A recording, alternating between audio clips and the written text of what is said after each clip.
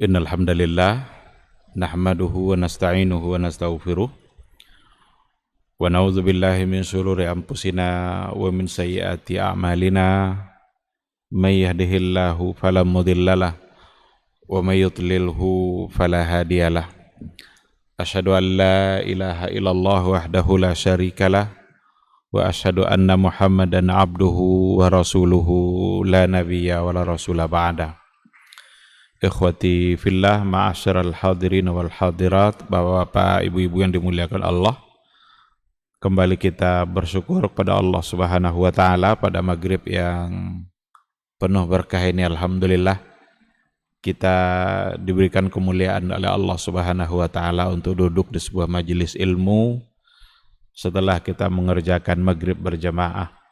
Mudah-mudahan ibadah solat yang sudah kita kerjakan diterima oleh Allah Subhanahu wa taala sebagai amal saleh, dan mudah-mudahan majelis ilmu ini bisa menjadi wasilah bagi kita untuk meraih mendapatkan kemuliaan kita di sisi Allah Azza wa Jalla. Kita berharap mudah-mudahan umur yang masih tersisa hendaknya senantiasa kita gunakan untuk berbuat baik. Sama-sama kita juga harus bersalawat dan salam untuk Rasulullah sallallahu alaihi wasallam. Allahumma salli ala Muhammad wa ala ali Muhammad. Mudah-mudahan kita ini adalah umatnya yang senantiasa bangga untuk berada di atas sunnahnya, senantiasa berupaya untuk mendalami hukum, aturan, dan sunnah-sunnah yang telah beliau ajarkan, untuk kemudian kita berharap kita bisa istiqamah berada di atas sunnah itu. Karena yakinlah bahwa satu-satunya jalan keselamatan itu hanyalah ketika kita berada di atas garis, di atas jalan yang sudah ditentukan oleh Rasulullah sallallahu alaihi wasallam. Setiap kali kita mencoba menjauh dari jalan itu, maka setiap kali itu pula berarti kita menumpuk kebencian Allah terhadap diri kita. Tapi kalau seandainya kita semakin hari semakin dekat dengan sunnahnya beliau, maka itu artinya kita semakin menumpuk dan mendulang cinta dari Allah Subhanahu wa taala.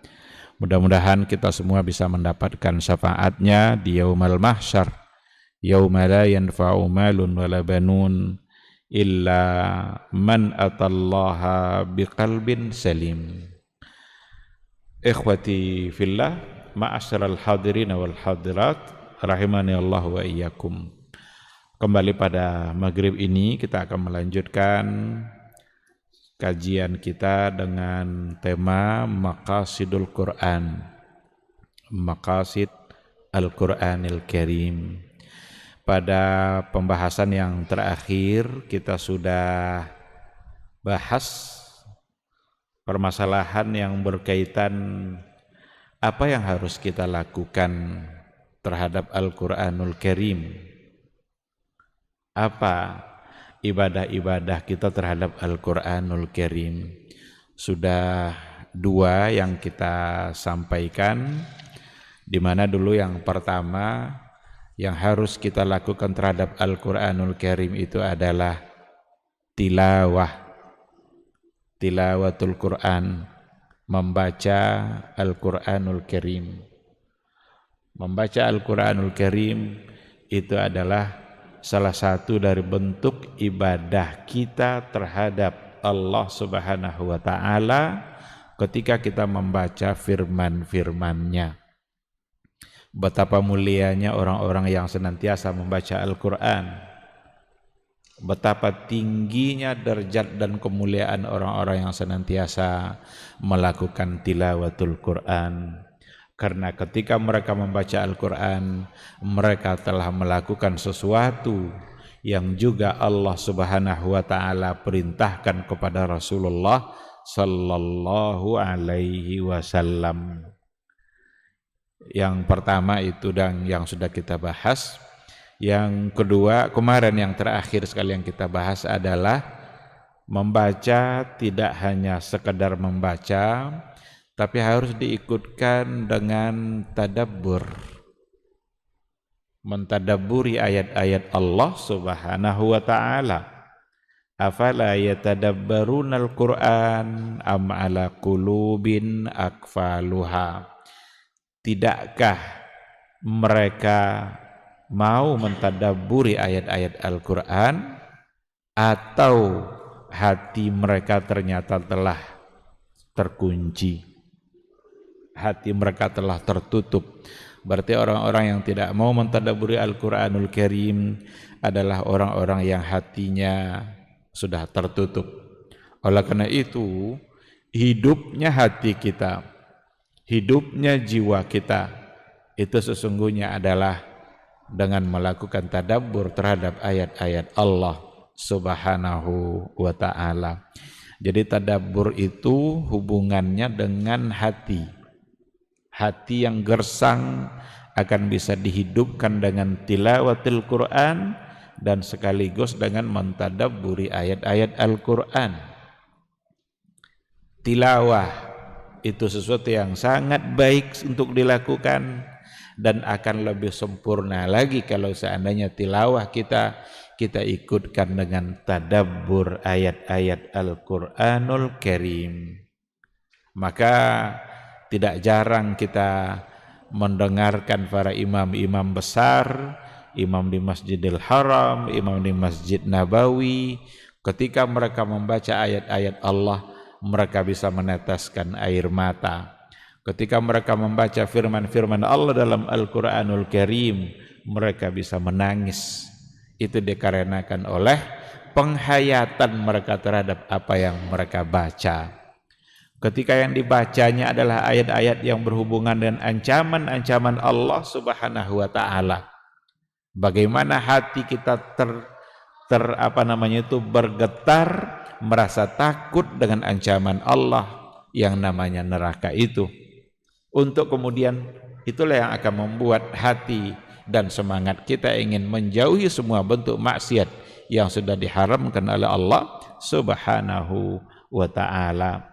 Di sisi lain ketika kita membaca ayat-ayat Allah yang berkaitan dengan surga dan janji-janji baik bagi pelaku amal saleh, di hati kita akan harus ada harapan semoga apa yang dijanjikan oleh Allah Subhanahu wa ta'ala itu bisa pula kita dapatkan, untuk kemudian kita bersemangat untuk mengerjakan berbagai macam bentuk amal saleh yang sudah diajarkan oleh Rasulullah sallallahu alaihi wasallam. Itulah fungsinya tadabbur.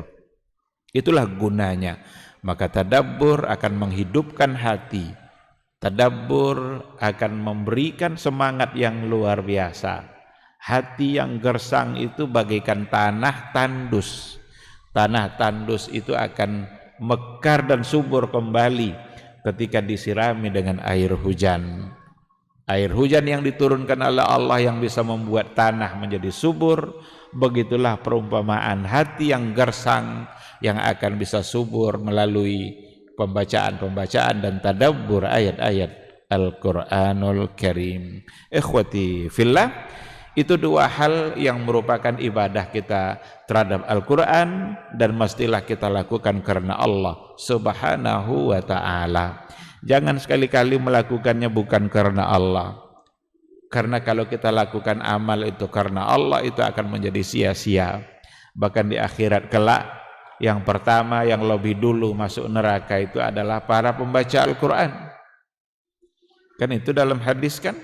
Di antara yang pertama yang lebih dulu diseret ke nerakanya Allah itu adalah qari'ul Quran, yang membaca Al-Quran. Kok bisa seperti itu? Persoalannya bukan pada membacanya, tapi pada niat kenapa dia membaca. Ketika ditanya oleh Allah, kenapa dulu kamu baca Al-Quran? Yang membaca itu menjawab, saya membaca karena kamu ya Allah. Tapi Allah kan tahu isi hati kita. Tidak ada yang tersembunyi dari Allah Subhanahu wa ta'ala. Kata Allah, kadzabta, kamu bohong. Dulu kamu membaca Al-Quran itu agar dibilang orang suaranya bagus, agar dipuji-puji oleh manusia, hebat dalam baca Quran, tidak ada salah tajwidnya, waqad qila. Itu semua sudah kamu dapatkan. Jadi karena tujuannya adalah untuk manusia, dia sudah dapatkan itu. Dan ternyata tujuan-tujuan untuk manusia itu di sisi Allah nanti tidak ada artinya. Akhirnya yang membaca Al-Quran tadi justru diseret ke dalam nerakanya Allah Subhanahu wa ta'ala. Oleh karena itu, apapun amal saleh, termasuk diantaranya tilawatul Quran dan juga tadabbur ayat-ayat Al-Quran, hendaklah kita melakukannya benar-benar ikhlas karena Allah Subhanahu wa ta'ala, mengharapkan janji-janji baik yang datang dari Allah dan dari Rasulullah sallallahu alaihi wasallam. Ikhwati fillah, sekarang akan kita lanjutkan. Apalagi yang harus kita lakukan terhadap Al-Qur'anul Karim selain dari dua yang tadi sudah kita sampaikan. Yang berikutnya yang juga harus kita lakukan terhadap Al-Quran itu adalah al-istima'u lil Qur'anil Karim, mendengarkan Al-Quran. Jadi kalau tadi tilawah, kita yang langsung membacanya. Kalau tadabbur, mencoba untuk menggali, memahami apa yang ada di dalam Al-Quran yang akan bisa menghidupkan iman dan jiwa kita. Kalau yang ketiga ini, yang berikut ini adalah al-istima'u lil Qur'anil Karim, mendengarkan Al-Quran. Kalau mendengarkan berarti orang yang membaca, kita mendengarkan Al-Quranul Karim. Itu salah satu dari bentuk ibadah yang juga dianjurkan oleh Rasulullah sallallahu alaihi wasallam.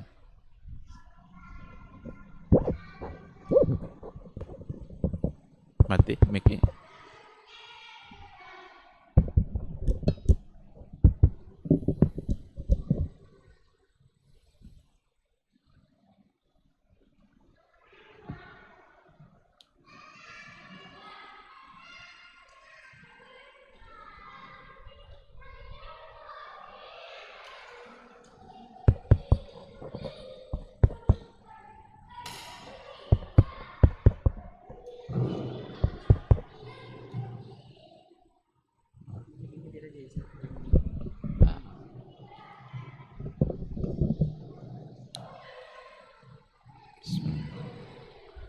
Baik, kita lanjutkan.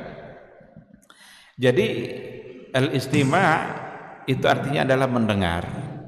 Mendengarkan Al-Quranul Karim itu salah satu dari bentuk ibadah yang lain kita terhadap Al-Quran, yang sama dianjurkannya sebagaimana kita dianjurkannya juga untuk membaca. Dari mana itu bisa dipahami? Ternyata kalau kita lihat hadis-hadis Rasulullah sallallahu alaihi wasallam, dan bahkan itu juga nanti akan didasarkan kepada ayat-ayat Al-Qur'an itu sendiri, di mana dikatakan Rasulullah sallallahu alaihi wasallam dalam banyak kesempatan beliau itu ingin mendengarkan firman-firman Allah, ingin dia mendengarkan pula ayat-ayat Allah itu melalui bacaan sahabat-sahabatnya. Itu berdasarkan kepada riwayat. Pernah Rasulullah sallallahu alaihi wasallam bilang kepada Ibnu Mas'ud, kata Rasul kepada Ibnu Mas'ud, "Wahai Ibnu Mas'ud, tolong kamu bacakan kepada saya ayat-ayat Allah." Kalau tolong dibacakan berarti Rasul ingin mendengar. Lalu kata Ibnu Mas'ud, "Aqra'u 'alaika wa 'alaika unzil?" Apakah saya harus membacakan kepada engkau sementara Al-Quran itu sendiri diturunkan kepada kamu? Jadi tidak langsung dibaca sama Ibnu Mas'ud. Ibnu Mas'ud ini kan salah satu dari sahabat yang memang bacaan Qur'annya adalah bagus. Maka Rasulullah sallallahu alaihi wasallam ingin mendengarkannya. apakah saya harus perdengarkan kepada kamu sementara Quran sendiri diturunkan kepada engkau? Apa kata Rasul? Qala inni astahi an asma'ahu min ghairi. Kata Rasul, ingin pula rasanya saya mendengarkan ayat-ayat Allah itu dibaca oleh orang selain saya. Ini istima', ini mendengar.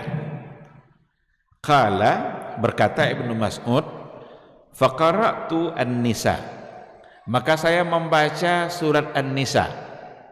Dibacalah oleh Ibnu Mas'ud itu surat An-Nisa hatta iza balagat, sampai pada ayat yang ke-41, fa kaifa idza ji'na min kulli ummatin bi syahidin wa ji'na bika ala haula'i syahida.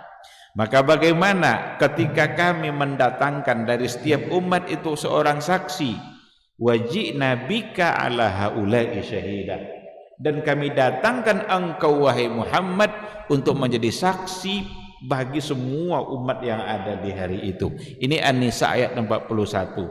Kata Ibnu Mas'ud, ketika saya sampai pada ayat yang ke-41 itu, Rasul bilang, kuf au amsik, cukup sampai di situ saja, kata Rasul kepada Ibnu Mas'ud. Lalu kata beliau, fara'aitu ainaihi tazrafan, saya melihat ketika itu mata Rasulullah SAW berkaca-kaca. Itu kan bahasa untuk menandakan bahwa Rasulullah SAW menangis mendengarkan ayat sampai pada ayat yang ke-41 tadi. Karena ayat yang ke-41 itu yang menyatakan bahwa Rasul itu nanti di akhirat akan didatangkan sebagai saksi untuk semua umat. Itu yang membuat Rasulullah SAW menangis. Jadi riwayat ini persoalan yang ada di sini adalah istima', mendengarkan Al-Quran. Jadi kita bisa kita menambah iman kita melalui bacaan Al-Quran, kita yang membaca secara langsung, dan bisa juga kita menambah iman kita melalui mendengarkan ayat-ayat Allah Subhanahu wa ta'ala. Dalam satu riwayat dikatakan Aisyah Ummul Mukminin satu ketika setelah sholat Isya, dia diam-diam mendengarkan satu bacaan di dalam Masjid Nabawi. Nabi sampai di rumah, tidak ada Aisyah ketika itu di rumah. Lalu Aisyah datang, Rasul bilang, faqala aina kunti, di mana kamu tadi, kok tidak ada di rumah saya temukan? Qultu, kata Aisyah, kuntu astami'u qira'ata rajulin min ashabik, tadi saya diam-diam mendengarkan bacaan salah seorang dari sahabat engkau wahai Rasulullah, lam asma' qablu qira'atahu wa sautahu min ahadin, saya belum pernah mendengarkan bacaan seperti itu dengan suara seperti itu dari seorang pun. Qalat, lalu Aisyah berkata, faqama wa kumtu ma'ahu, Rasul ketika itu berdiri pergi mendengarkan juga ayat itu. Wa kumtu ma'ahu, dan saya ikut pula bersama Rasul, kata Aisyah, hatta stama'a lahu, sampai akhirnya Rasul berhasil mendengarkan apa yang tadi didengarkan oleh Aisyah Ummul Mukminin. Tsummal tafata ilaiha, kemudian Rasul menoleh kepada Aisyah, faqala, lalu ia berkata, Rasul berkata, apa kata Rasul? Hadza Salim maula Abi Hudzaifah, yang membaca tadi itu adalah Salim maula Abi Hudzaifah, seorang budak yang pernah dimerdekakan oleh Abu Hudzaifah. Jadi dia dimerdekakan oleh Abu Hudzaifah. Alhamdulillahilladzi ja'ala fi ummati mithla hadza, segala puji bagi Allah yang telah menjadikan pada umatku orang yang seperti ini. Itu ucapan Rasulullah sallallahu alaihi wasallam. Jadi dari dua riwayat itu kita bisa ambil satu kesimpulan bahwa ternyata Rasulullah Shallallahu Alaihi Wasallam sendiri orang yang memang Al-Quran itu diturunkan kepadanya, tetapi dia melakukan sesuatu yang lain, yaitu mendengarkan bacaan Al-Quran yang dibaca oleh orang lain. Satu di antara sahabat-sahabat yang pernah membacakan kepada Rasul itu adalah Ibnu Mas'ud. Ada lagi dalam satu riwayat dikatakan Rasulullah Shallallahu Alaihi Wasallam mendengarkan Abu Musa al-Ash'ari. Ada salah seorang sahabat namanya Abu Musa al-Ash'ari yang juga membaca Al-Quranul Karim, wa huwa yaqra'ul Qur'ana bi sautihil jamil. Abu Musa al-Ash'ari ini membaca ayat Al-Quran dengan suaranya yang sangat indah. Faqala, lalu Rasul berkata, karena Rasul mendengarkan bacaan Abu Musa al-Ash'ari ini, Rasul berkata, laqad utiya hadza mizmaran min mazamiri ali Daud. Sungguh telah diberikan kepada orang ini, maksudnya adalah Abu Musa al-Ash'ari, mizmaran min mazamiri ali Daud, suara yang indah bagaikan indahnya seruling Abi Daud.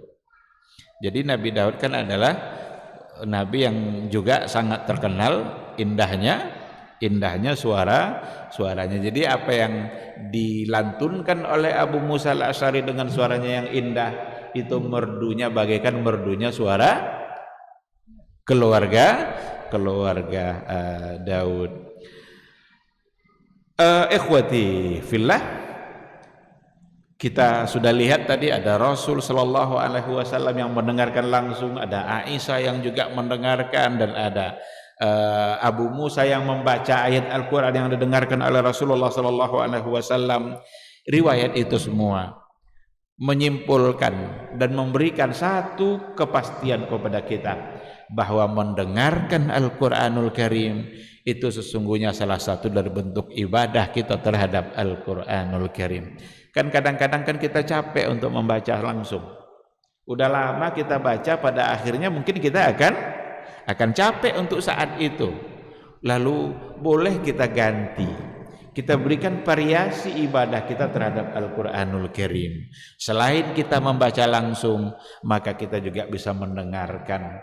Sama dengan murajaah Al-Quranul Karim, kalau seandainya kita memiliki ada hafalan-hafalan dari ayat-ayat Al-Quranul Karim, mungkin kita akan memurajaahnya dengan membaca secara langsung. Tetapi ada cara lain yang juga tidak kalah nilai ibadahnya, yaitu ketika kita mendengarkan dari orang lain yang membacanya. Kalau disebut mendengar itu pasti dari orang secara langsung. Tetapi kita hari ini sudah terlalu banyak sarana-sarana yang bisa kita gunakan untuk mendengarkan ayat-ayat Allah Subhanahu wa ta'ala. Itu mungkin melalui kaset-kaset yang ada, atau melalui aplikasi-aplikasi yang ada yang bisa disimpan di dalam HP kita. Kan ada itu pilihan-pilihan, bahkan kita bisa memilih imam masjid haram yang mana yang mau kita ingin dengarkan suaranya itu ada aplikasinya. Suara imam masjid yang mana yang ingin kita dengarkan itu ada aplikasi, kita tinggal pilih saja. Sampai-sampai muncul pula pembahasan apakah HP atau kaset itu sama dengan mushaf. Kan sampai-sampai ada pembahasan seperti itu.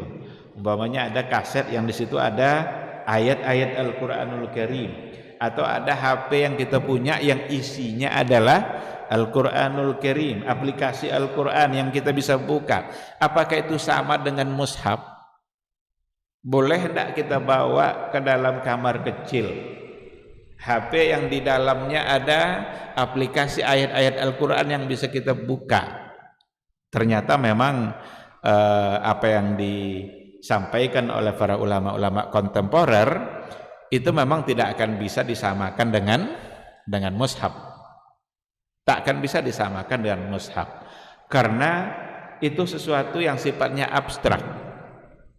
Dia tidak akan muncul di HP kita kalau kita tidak membuka aplikasinya. Kalau sudah dibuka itu barulah dia muncul. Kalau tidak, seolah-olah di situ tidak ada Al-Quran.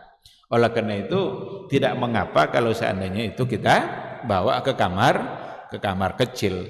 Karena kalau tidak dibawa, mau tinggal di luar, jangankan ditinggalkan di luar, di dalam tas saja bisa diambil oleh orang. Tapi kalau mushaf yang ada, lembaran-lembaran yang di situ ada ayat-ayat Allah, firman-firman Allah, itu terlarang bagi kita untuk membawanya. Begitulah mulianya sesuatu itu dengan adanya Al-Quranul Karim.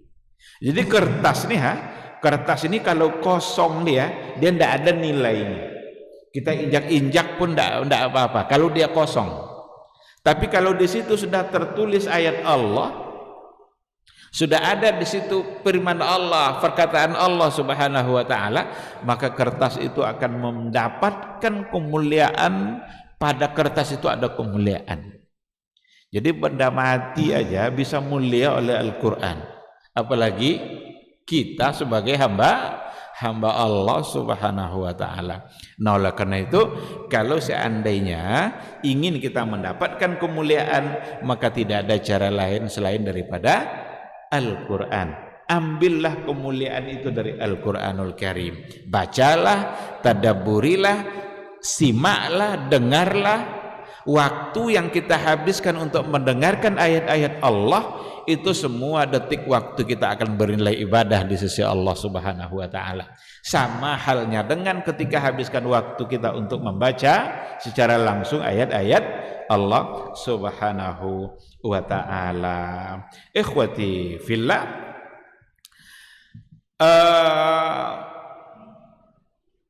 kan ada Al-Quranul Karim. Kalau kita coba lihat ayat-ayat Al-Quranul Karim, di antaranya adalah ayat-ayat yang menceritakan bagaimana mendengarkan ayat-ayat Allah itu bisa menambah iman. Wa idza tuliyat alaihim ayatuna zadathum imana. Kan innamal mu'minuna alladzina idza dzukirallahu wajilat qulubuhum.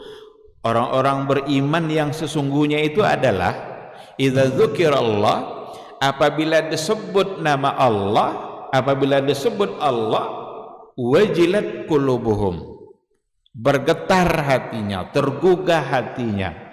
Wa idza tuliyat alaihim ayatuna, apabila dibacakan kepada mereka ayat-ayat kami, zadathum imana, zadathum imana, bertambahlah keimanan mereka.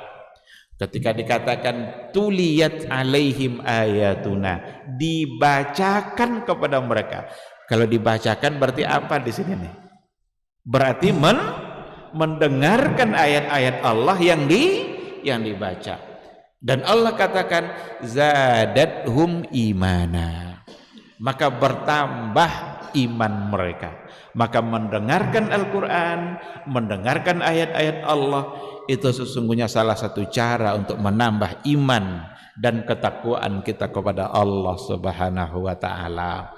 Tapi lagi-lagi mendengar di sini sama seperti membaca, tidak hanya sekadar mendengar yang diikutkan dengan pemahaman yang ada dalam ayat-ayat Al-Quranul Karim. Tapi setidaknya ketika kita tidak paham dengan isinya, kita hanya mendengar itu saja, itu sesungguhnya sudah menjadi sebuah pahala, sebuah kebaikan.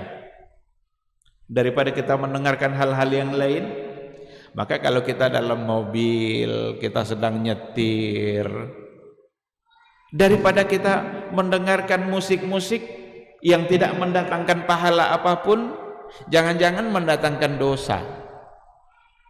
Lebih baik kita mendengarkan ayat-ayat Allah yang dengan mendengarkan itu saja kita bisa mendapatkan pahala. Mendengar saja itu bisa mendapatkan pahala dan bisa menambah iman kita. Begitulah kemuliaan yang akan kita dapat melalui Al-Qur'anul Karim.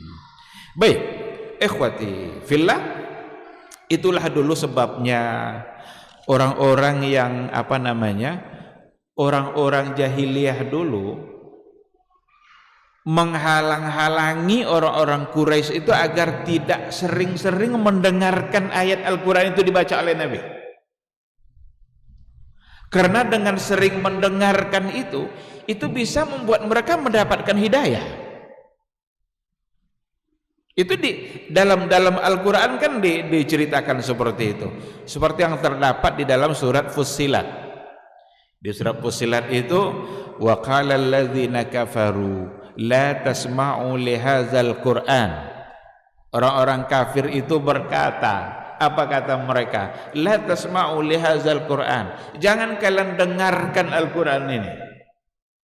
La tasma'u, jangan kalian dengar. Jadi dihalang-halangi oleh petinggi-petinggi Quraisy itu agar masyarakat yang belum beriman itu tidak mendengarkan ayat yang dibaca oleh Nabi.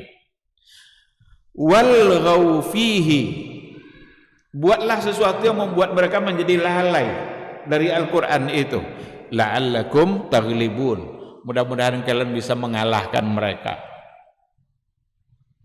Jadi mereka selalu berupaya untuk agar mereka tidak mendengarkan Al-Quran dan dibuat hal-hal yang membuat mereka lalai dari Al-Quran. Ini perlu kita perhatikan baik-baik makna ayat ini, karena ini ada pada zaman kita hidup saat sekarang ini. Betapa banyak hal-hal yang akan membuat kita lalai dari mendengarkan ayat-ayat Allah. Bahkan telinga kita ini lebih cenderung mendengarkan hal-hal yang lain.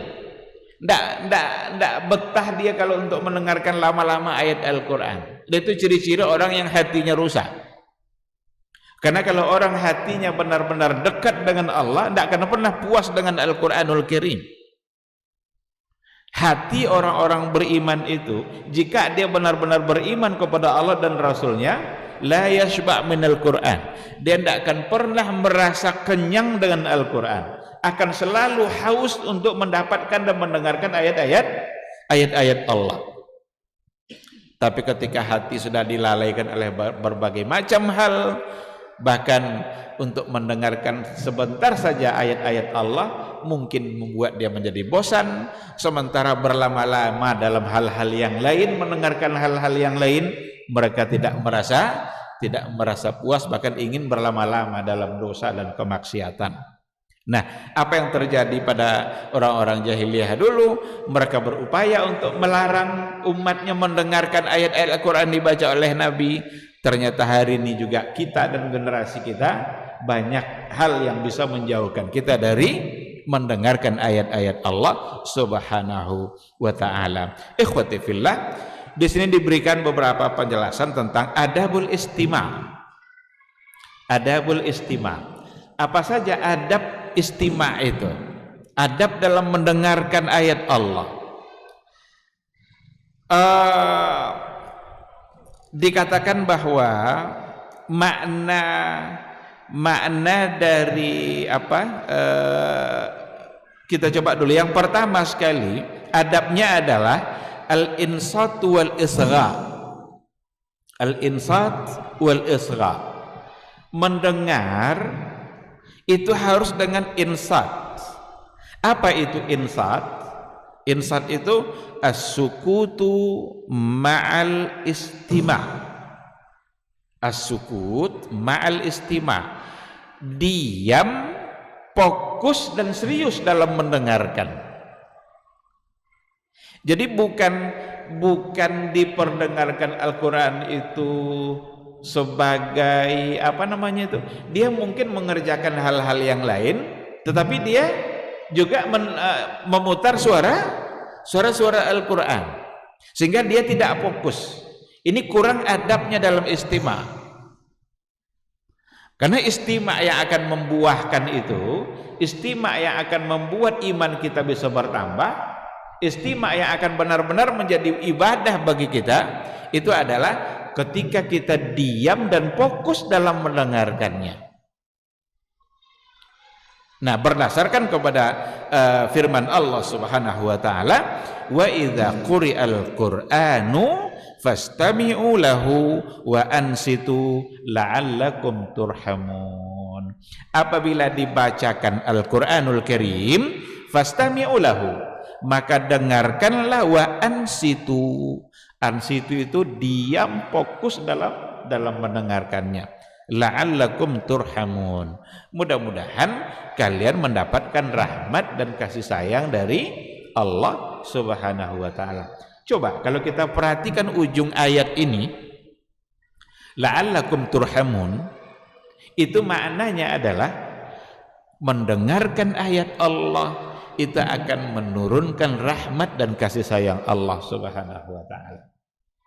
Mendengarkan firman Allah dibaca itu akan membuat kita disayangi dan dirahmati oleh Allah Subhanahu wa taala. Siapa yang tidak ingin disayang oleh Allah? Siapa yang tidak ingin mendapatkan rahmat Allah? Bukankah kita setiap hari mengharapkan rahmat Allah dan kasih sayangnya? Ternyata salah satu dari cara mendapatkan rahmat dan kasih sayang Allah itu ada pada al-istima'. Ada pada mendengarkan Al-Quranul Karim. Karena ayat ini yang mengatakan, idza quri'al Qur'an, jika Quran dibaca, istami'u, dengar, diam, la'allakum turhamun. Mudah-mudahan kalian dirahmati dan disayangi oleh Allah Subhanahu wa taala. Berarti mendengarkan ayat Allah membuat kita mendapatkan rahmat dan kasih sayang Allah Subhanahu wa taala. Tidak jauh-jauh kita mencari kasih sayang Allah itu. Tidak sulit untuk mendapatkan kasih sayang dan rahmat Allah. Cukup dengarkan ayat Allah. Kita kalau seandainya menulis surat untuk anak kita, lalu kita tahu bahwa anak kita itu membaca surat yang kita tulis itu, dan bahkan dia juga mendengarkannya ketika kita bacakan pesan-pesan itu, kira-kira anak itu menjadi orang yang kita sayangi atau tidak? Pasti akan menjadi orang yang kita sayangi. Karena pesan-pesan kita didengarnya, surat kita dibacanya. Bukankah Al-Quranul Karim itu adalah pesan-pesan dan surat yang datang dari Allah Subhanahu wa taala, yang kalau seandainya kita baca, kita dengar dan kita pahami, pasti akan membuat kita disayangi oleh Allah Subhanahu wa taala. La'allakum turhamun. Ikhwati fillah. Jadi itu yang pertama, yang untuk adab dari al-istima', yaitu al-insat wal isra'. Kita dengarkan dan kita fokus dalam membaca. Nah, di sini nanti memunculkan banyak masalah. Ada beberapa masalah fikih yang muncul dalam persoalan ini ketika kita diminta untuk mendengarkan Al-Quran. Inilah yang menyebabkan terjadi perbedaan. Kalau kita bawa kepada kajian fikihnya, apakah makmum itu harus membaca Al-Fatihah saat imam membaca ayat? Karena ada masalah fikih seperti itu. Apakah makmum itu membaca Al-Fatihah pada saat imam sudah membaca ayat? Bukankah Allah mengatakan, wa idza quri'al Qur'an, apabila dibacakan Al-Quran maka dengarlah. Maka imam membaca ayat, bukankah kita harus mendengarkan? Ini masalah fikih. Yang namanya masalah fikih tentu akan terjadi, akan ada perbedaan. Sedikit sekali masalah fikih itu yang ijma', yang disepakati. Maka sebahagian mengatakan, termasuk diantaranya dalam mazhab Abu Hanifah, itu makmum tidak membaca Al-Fatihah karena dia harus mendengarkan bacaan imam berdasarkan ayat ini. Tetapi masalahnya bukan masalah disepakati. Ada mazhab-mazhab yang lain, bahkan yang lebih banyak barangkali, mengatakan bahwa makmum tetap membaca Al-Fatihah dan hanya Al-Fatihah saja berdasarkan kepada hadis yang lain. Karena ada hadis mengatakan, la salata liman lam yaqra bi Fatihatil kitab. Tidak sah salat bagi orang yang tidak membaca Al-Fatihah. Ayat ini hadis ini langsung berhubungan dengan persoalan bacaan Al-Fatihah. Sedangkan ayat yang tadi itu ayat yang bersifat umum yang tidak khusus mempersoalkan bacaan Al-Fatihah, tapi itu umum. Maka dalam kaidah dikatakan seandainya ada yang umum dan ada yang khusus, maka yang khusus lebih didahulukan. Sehingga kebanyakan ulama tetap mengatakan Al-Fatihah menjadi satu keharusan untuk dibaca oleh makmum meskipun dia dalam keadaan sholat berjamaah, karena hadisnya adalah khusus dalam persoalan Al-Fatihah. Tetapi bagaimanapun ini adalah masalah yang ikhtilafkan di kalangan para ulama. Tentu ada sebagian yang mengikuti tidak membaca sesuai dengan dalil-dalilnya, dan ada pula sebagian yang akan mengikuti pendapat mereka yang mengatakan harus membaca juga dengan dalil-dalil yang mereka miliki. Tapi intinya ikhtilaf itu muncul dalam masalah tadi karena memang ada keharusan dalam istima' Al-Qur'anul Karim, mendengarkan ayat-ayat Al-Quran.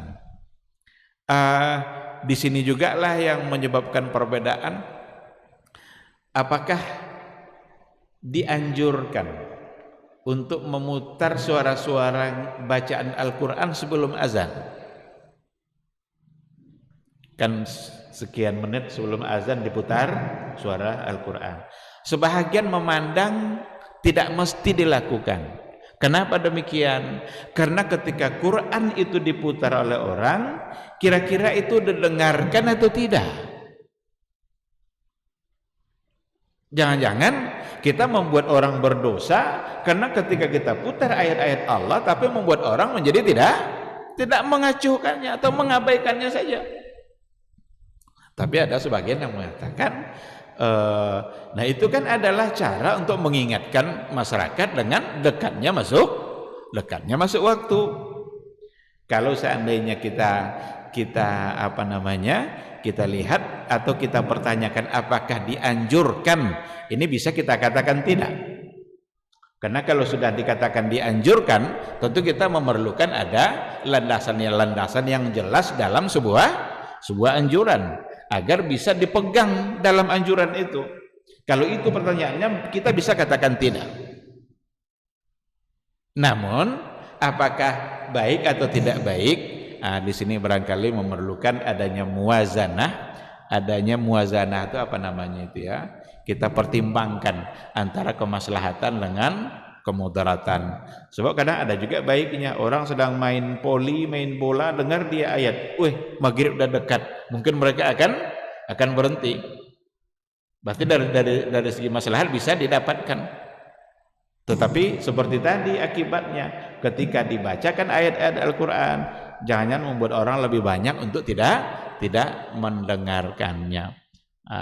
Jadi seperti itu kalau kita kaitkan dengan ayat-ayat Al-Quranul Karim. Yang tidak boleh itu adalah ketika kita katakan pula bahwa harus diputar dulu atau harus dengarkan dulu ayat Allah sebelum azan, ini menjadi sesuatu yang menjadi salah karena mengharuskan sesuatu tanpa ada alasan yang jelas. Baik, ikhwati billah, itu yang pertama. Jadi al-insat wal isra. Yang kedua, yang adabul istima' itu berlaku pada istima' hal-hal yang berlaku juga pada tadabbur. Jadi istima' tadi itu perlu juga adanya tadabbur, ta'assur dan tajawub. Jadi istima' itu sebagaimana tilawah yang memerlukan adanya tadabbur, maka istima' juga dianjurkan diikutkan dengan tadabbur. Jadi kita dengar ayat Allah lalu kita mengambil dan mencoba untuk mentadabburi apa yang didengar. Wa ta'assur. Ta'assur itu apa namanya itu? Berpengaruh mendengar itu ke dia. Ada pengaruhnya. Wa tajawub, ada respon. Jadi ketika yang dia dengar itu adalah ya ayyuhalladzina amanu, hai orang-orang yang beriman, tubu ilallahi taubatan nasuha, bertaubatlah kepada Allah dengan taubat nasuha. Dia tidak baca nih, tapi dia dengar. Ketika dia mendengarkan ayat-ayat yang tadi itu, ada ta'assur, ada pengaruhnya di hati dia, ada responnya. Berarti ketika yang dipanggil ada orang-orang beriman, maka dia merasa terpanggil oleh apa yang dia dengar. Kan ketika kita bicara tadabbur pada pertemuan yang sebelumnya, kita katakan bahwa pada saat ayat-ayat Allah itu dibacakan atau disampaikan atau kita baca sendiri, jangan kita menganggap ayat itu untuk orang lain. Jangan dianggap itu untuk orang lain. Bisa terjadi seperti itu. Kita mendengarkan ceramah umpamanya, ada ustadz yang berceramah, dibacanya satu ayat. Ayat itu berkaitan dengan persoalan ghibah umpamanya. Wala yaghtab ba'dukum ba'dha, janganlah kalian saling menghibah. Kadang di hati kita ngomong, ini ustadz ini nyinggung si fulan nih. Ini ustadz ini yang dimaksudnya adalah orang ini nih. Enggak. Jangan larikan ke orang. Tapi setiap kali kita membaca, mendengarkan ayat-ayat Allah, kita harus membawa ayat itu kepada diri kita, bahwa kitalah yang diminta oleh Allah melalui ayat itu. Maka membaca ayat-ayat Allah, mendengarkan ayat-ayat Allah, itu sesungguhnya kita sedang berkomunikasi, kita sedang berbicara langsung dengan Allah Subhanahu wa ta'ala, tapi melalui firman-firmannya yang ada. Ya ayyuhallazina amanu ittaqullaha haqqa tuqatih. Hai orang-orang yang beriman, bertakwalah kepada Allah. Ini yang dipanggil nih orang beriman nih. Apa isi panggilannya? Bertakwa. Berarti ada orang beriman yang tidak bertakwa. Ada orang beriman tapi kadar imannya bisa menurun. Karena iman itu sifatnya fluktuatif, kadang tinggi, kadang rendah. Maka diajak oleh Allah melalui ayat ini. Ya ayyuhallazina amanu, hai orang-orang beriman, ittaqullaha haqqa tuqatih. Bertakwalah kepada Allah dengan sebenar-benar takwa. Ketika kita dengarkan ayat ini dibaca, yang harus ada di hati kita adalah kita bertanya, apakah saya sebagai orang beriman sudah memberikan ketakwaan yang sebenarnya kepada Allah atau belum? Jadi kita yang merasa bahwa kita ini dipanggil langsung oleh Allah melalui ayat yang tadi didengarkan. Nah, oleh karena itu adab yang kedua, at-tadabbur wa ta'assur wa tajawub. Kita harus ada respon, kita harus bisa mendapatkan pengaruh dari apa yang kita dengar, dan melalui pendengaran ayat-ayat itu juga kita bisa mentadabburi ayat-ayat Allah Subhanahu wa ta'ala. Azan. Baik, karena azan waktu Isya sudah masuk, kita jawab dulu suara azan.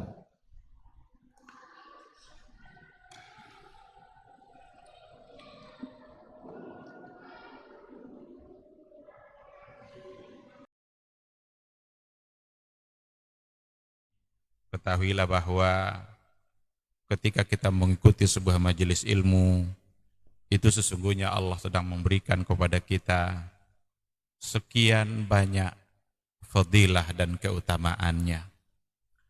Karena sungguh sangat mulia orang-orang yang berada di majelis ilmu. Orang-orang yang berada di majelis ilmu adalah orang-orang yang akan dimudahkan baginya jalan menuju surga Allah.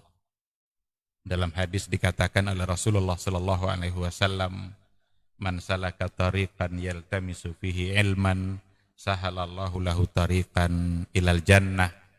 Barang siapa yang menempuh satu jalan di mana tujuannya adalah untuk mendapatkan ilmu, maka Allah akan mudahkan baginya jalan menuju surga. Surga itu perlu iman, dan mendapatkan surga itu perlu ilmu. Maka di majelis ilmu lah kita bisa menumbuhkan iman kita, dan di majelis ilmu lah kita bisa mendapatkan ilmu pengetahuan. Maka sering-seringlah menghadiri majelis yang bisa menambah iman kita dan juga bisa menambah ilmu, agar surga Allah itu benar-benar semakin dekat dengan kita bersama.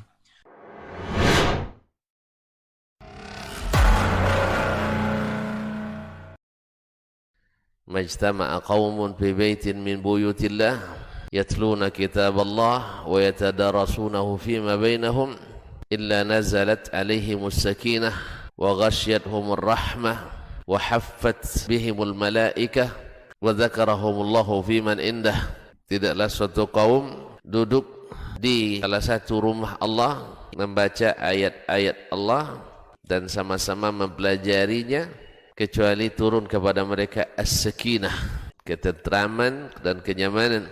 Wa ghasyiyatuhumur rahmah, dan mereka diliputi pula oleh rahmat, kasih sayang dari Allah Subhanahu wa taala.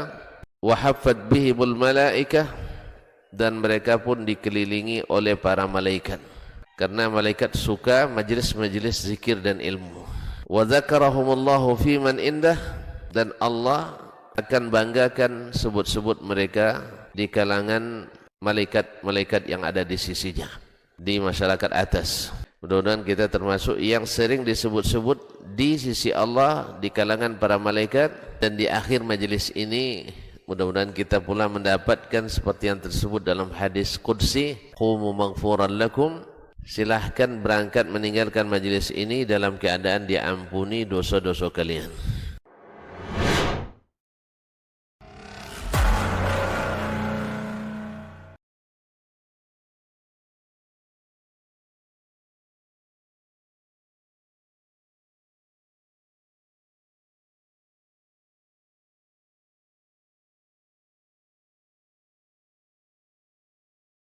Bismillahirrahmanirrahim. Alhamdulillah. Wassalatu wassalamu ala Rasulillah wa ala alihi wa sahbihi wa mawala. Ikhwati fillah, ma'asyiral hadirin wal hadirat, rahimani Allahu wa iyyakum. Kembali kita kepada materi kita sebentar sebelum kita bertanya jawab. Seandainya ada yang perlu dipertanyakan. Dari apa yang tadi disampaikan, nampak oleh kita kedudukan istima' lil Quran. Kedudukan mendengarkan ayat-ayat Al-Quranul Karim, di mana di situ ada nilai ibadah yang sama dengan membaca Al-Quran. Jadi mendengarkan sebagai sebuah ibadah, sebagaimana kita membaca sebagai sebuah ibadah. Cuma wallahu alam, apakah kalau membaca itu kan setiap huruf dari yang kita baca, maka itu akan dinilai sebagai pahala. Tapi kalau dipertanyakan apakah setiap huruf yang kita dengar apakah juga akan mendapatkan pahala atau tidak, wallahu alam, saya tidak tahu. Tapi ketika mendengar itu benar-benar diikutkan dengan adabnya, adab itu al-insat, diam dan fokus dalam mendengar, kan seolah-olah hatinya itu juga ikut membaca, walaupun lidah tidak, karena hanya dia fungsikan telinganya tapi hatinya bisa ikut. Itu tidak mustahil bisa mendapatkan hal yang sama. Tapi yang jelas ini bagian dari variasi ibadah kita terhadap Al-Quran. Capek kita dengan membaca, kita pindah kepada ibadah yang bentuk yang lain, yaitu mendengarkan Al-Quran. Di sini diberikan beberapa bentuk pendengaran dalam Al-Quran. Ada diistilahkan dengan sima'ul mu'minin al-muta'azirin, bagaimana mendengarnya orang-orang beriman terhadap Al-Quran. Bagaimana pula sima'ul mu'anidin al-kafirin, pendengaran orang-orang kafir yang mengingkari Al-Quran. Dan ada yang ketiga, sima'ul munharifin lil kalim, ketika al-munharifin, munharif itu orang-orang yang menyimpang, orang-orang yang menyelewengkan ayat-ayat Allah, seperti orang-orang munafik, orang-orang yang menyelewengkan. Dulu ada orang-orang jahiliyah yuharrifun al-kalima an mawadhi'i, mereka merubah-rubah ayat itu. Tentu saja pendengaran yang dituntut dari kita adalah mendengarnya orang-orang beriman yang diikutkan dengan hati dan akal pikirannya ketika mendengarkan ayat-ayat Allah. Adapun cara mendengarnya orang-orang yang ingin mendurhakai Allah atau orang-orang yang menyelewengkan ayat-ayat Allah, ini akan berbuah hal yang tidak baik, karena bahkan mereka melalui pendengarannya itu mencari celah-celah mana yang bisa diselewengkan isi-isi dari Al-Quran, Al-Quranul Karim. Banyak orang yang menyelewengkan makna-makna dari ayat-ayat Allah, memaknai Al-Quran tidak dengan yang seharusnya, tidak pada tempatnya. Ini tentu saja sesuatu yang tidak dibenarkan. Yang harus kita lakukan adalah mendengar yang diikutkan dengan hati dan akal pikiran kita, sehingga pendengaran kita terhadap Al-Quran itu bisa menambah iman. Inilah yang wa iza tuliyat alaihim ayatuna zadathum imana. Apabila dibacakan kepada mereka ayat-ayat kami, maka bertambahlah iman mereka. Mudah-mudahan iman kita selalu meningkat dengan seringnya kita mendengarkan ayat-ayat Allah Subhanahu wa ta'ala. Ini mungkin yang bisa kita bahas pada pertemuan kita kali ini. Kalau ada pertanyaan silahkan, tapi saya ingin kembali kepada sebelum bertanya, ada yang ditanyakan pada pertemuan yang sebelumnya, apakah iqamah itu ada jawabannya sama seperti azan atau tidak? Ini yang dulu pernah dipertanyakan.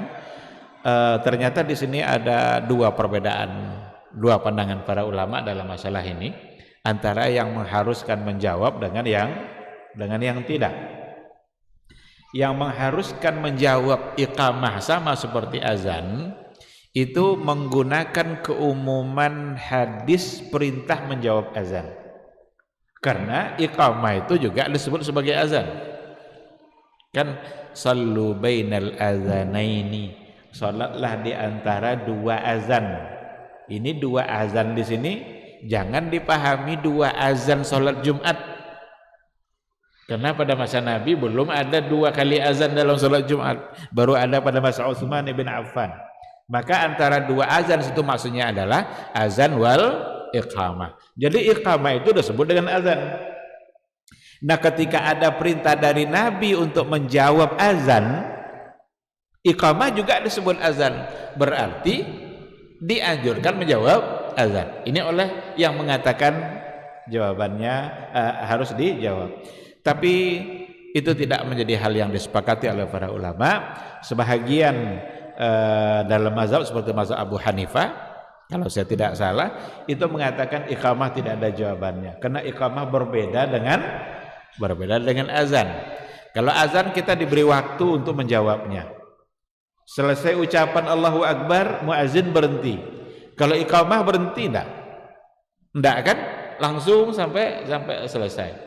Sehingga berbeda antara iqamah dengan azan. Maka oleh pendapat yang kedua, iqamah tidak dijawab, dan ini yang dikuatkan oleh Syekh Al-Utsaimin, Syekh bin Shalih Al-Utsaimin, dengan tidak ada jawaban pada azan. Meskipun masyayikh yang lain itu ada yang menguatkan harus dijawab sama seperti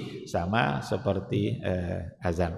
Itu melengkapi jawaban yang dulu pernah dipertanyakan pada pertemuan yang sebelumnya. Baik, kalau ada satu atau dua pertanyaan sebelum kita sholat, silakan. Tidak ada?